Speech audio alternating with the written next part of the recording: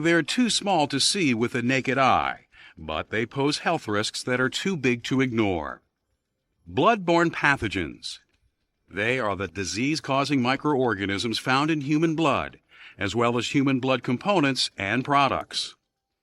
If you don't work in the healthcare industry or a business like pharmaceuticals where you might use blood-related substances, you may be thinking that being exposed to bloodborne diseases isn't something you have to worry about.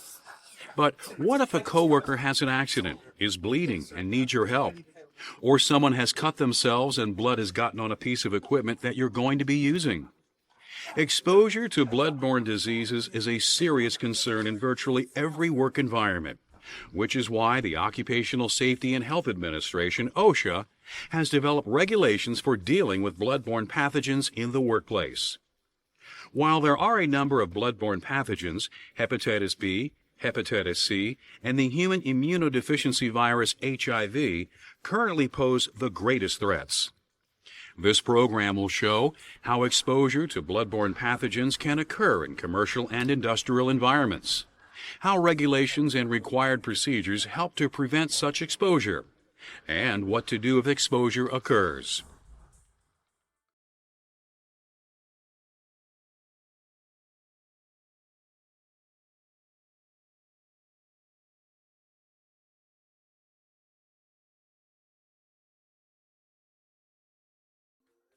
The dangers associated with the HIV pathogen have received a great deal of public attention.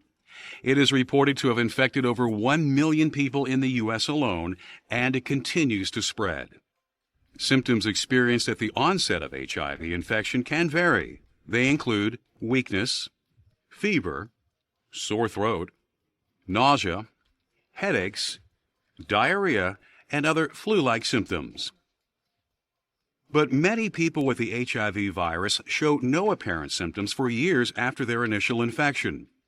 There is still no proven vaccine that can prevent HIV and no known cure. However, great strides have been made in treating HIV, and there are several drugs and drug combinations that appear to be effective in controlling the disease and relieving its symptoms in many people.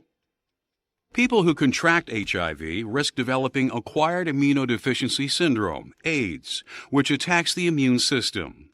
This reduces the body's ability to fight off other diseases and, as a result, can ultimately be fatal.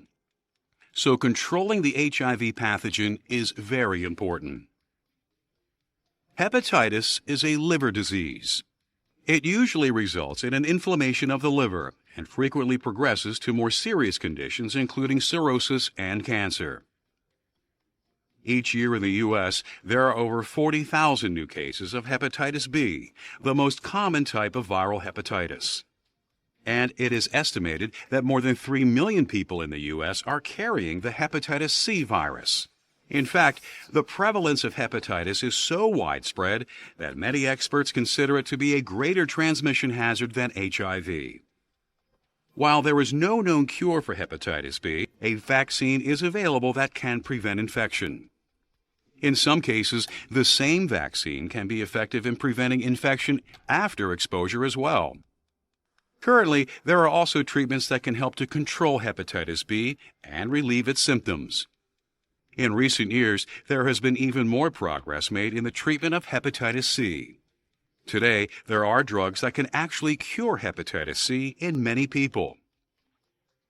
Hepatitis B symptoms can take 6 weeks to 6 months to develop. Symptoms of Hepatitis C from 4 weeks to 3 months. The initial indications resemble those of a mild flu. There is a sense of fatigue, nausea, loss of appetite, and possible stomach pain. Often, jaundice, a distinct yellowing of the skin, will eventually develop, as well as a darkening of the urine.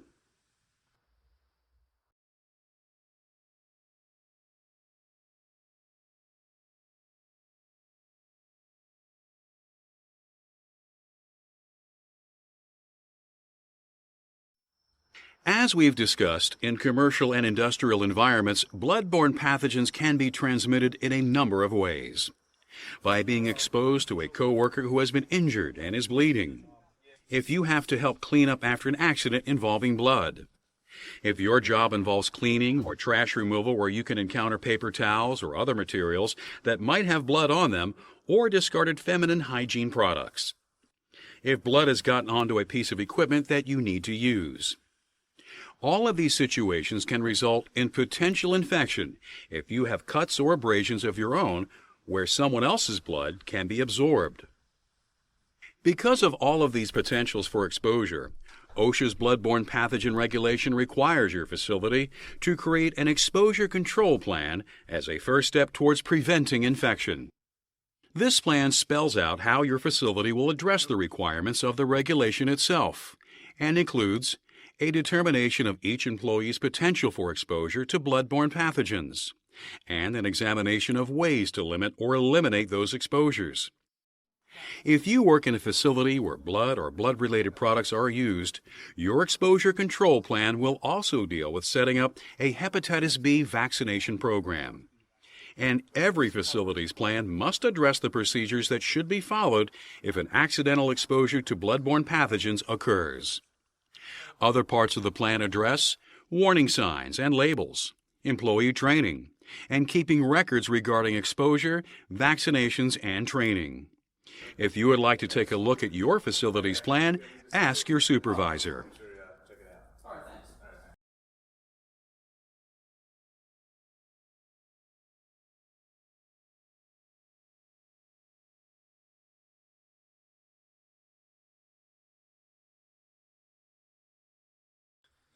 Your facility's exposure control plan includes many ways that you and your employer can work together to reduce your risk of exposure to bloodborne pathogens. These procedures include the use of standard precautions, engineering controls, safe work practices, personal protective equipment, and appropriate housekeeping practices. Standard precautions are the foundation of exposure control. They require that all human blood and other body substances be treated as if they are known to be infectious. This assumption underlies all of the procedures that are used to protect you and your co-workers from bloodborne pathogens in the workplace. Engineering controls refer to the tools and pieces of equipment that help to minimize your risk of exposure to infection.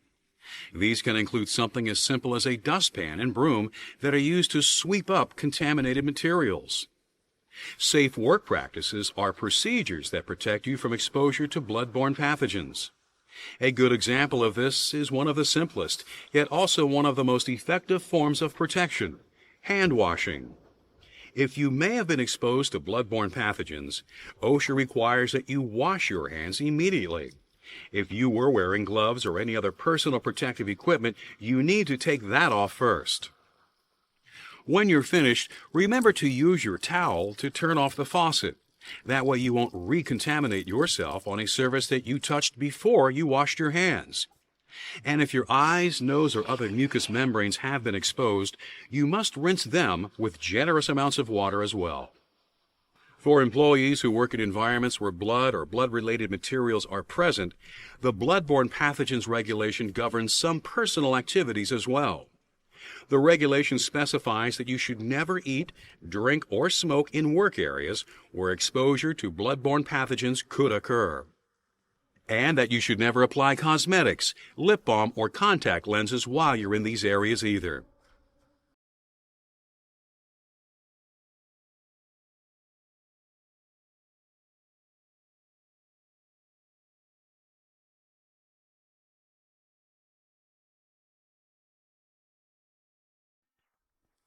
Personal protective equipment, PPE, can provide another effective barrier against exposure. That's why it plays a key role in the bloodborne pathogens regulation. If you work in an environment where blood or blood-related materials are used, PPE must be worn whenever there is a chance of exposure. There are many types of PPE you can use, from gloves and goggles to lab coats and face shields. As we've discussed, if your job doesn't normally involve working with blood-related substances, the most likely ways you could be exposed to a bloodborne pathogen are when you are helping a coworker who has been injured and is bleeding, and when you are cleaning up contamination from an accident or trash that may have contaminated materials in it. In these cases, you should protect your hands with gloves. You may be able to get a pair of latex gloves from a first aid kit in your work area. Otherwise, you should use any clean work gloves you can find. You also need to be aware of your facility's procedures for handling personal protective equipment once it has been exposed to blood. Many times you'll need to dispose of this PPE after you use it. But some PPE is not meant to be disposable, and neither are your work clothes.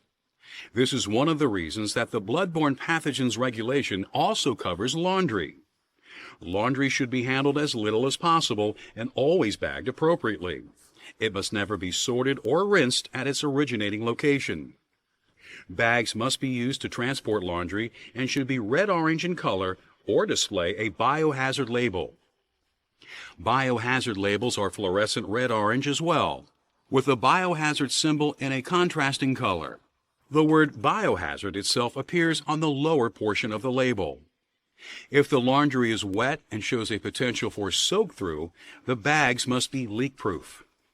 Of course, all laundry must be handled with gloves and other appropriate protective equipment. If the PPE you've worn can be decontaminated and reused, make sure it is placed in the appropriate bin or other collection container. If you work in an industry where blood supplies are present or exposure to blood can be an ongoing issue, following safe work practices and using personal protective equipment can substantially reduce your risk of exposure. Your risk of infection, however, can be best addressed by vaccination. As we've discussed, there are currently no vaccines that can prevent HIV or hepatitis C. But there is a vaccine for hepatitis B, and has been available for some time. The vaccination is administered in 3 injections given several months apart. Hepatitis B vaccines are safe. There is no possibility of infection through the vaccine itself. Ask your supervisor about your facility's policy regarding preventative hepatitis B vaccination. The hepatitis B vaccine can also be important no matter what your work environment is. If you are accidentally exposed to hepatitis B infected blood and have not been vaccinated, you can still receive an accelerated vaccination series. This after-the-fact vaccination will not always prevent you from developing the disease. But because many forms of hepatitis B are slow to develop, vaccination may prevent infection if it's given in time.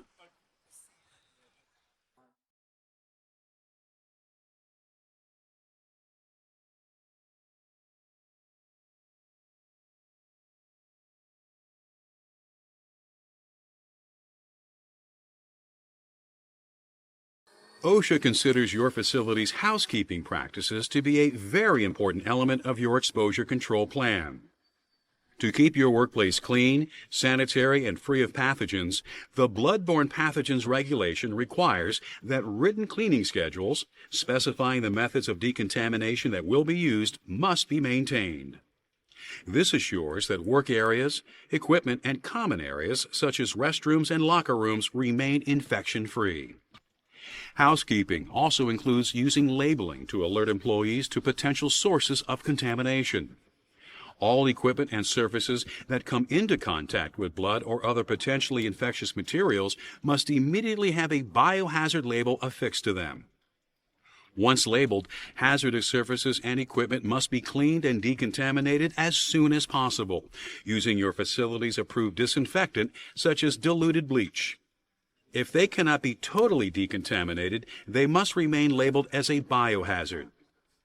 Protective coverings on equipment must always be replaced if they become contaminated.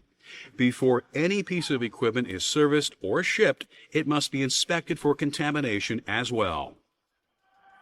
All employees or service personnel who may come into contact with these areas must be notified of the specific location and type of contamination that exists there.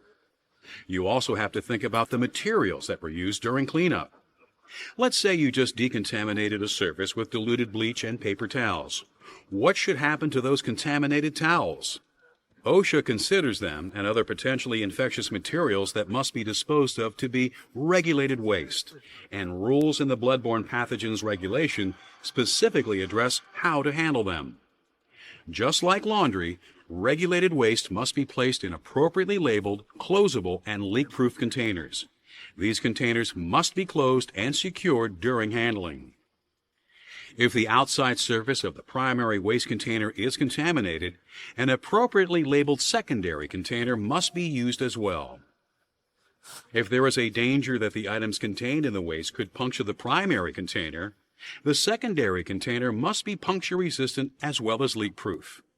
This waste must be disposed of in accordance with existing federal and state regulations.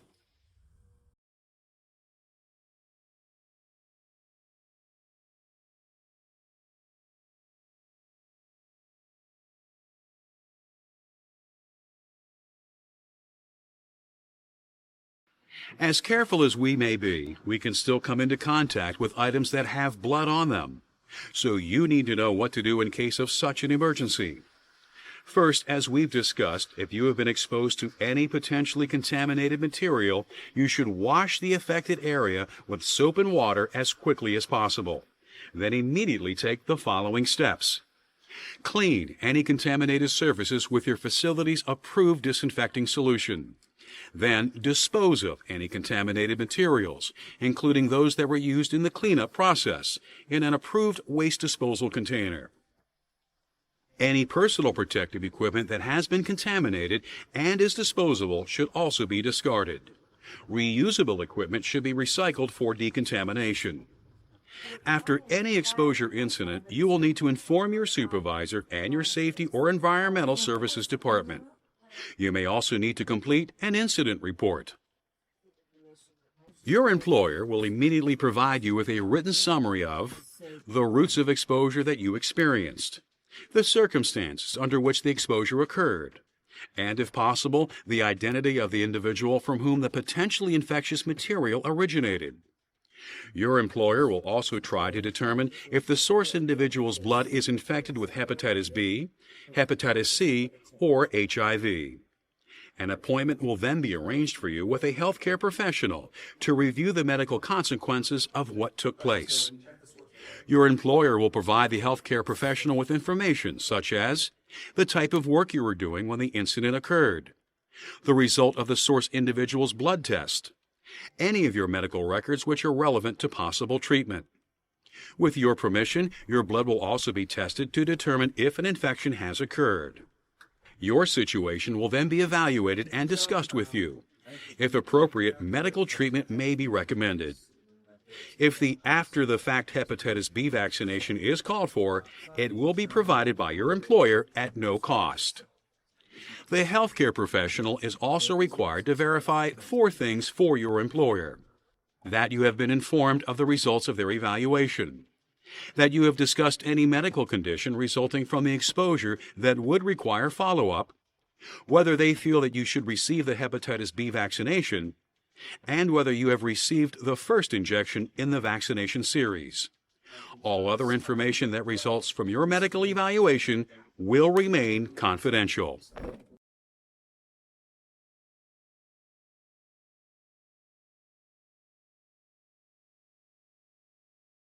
We've seen that bloodborne pathogens can pose real health risks for people who work in industrial facilities.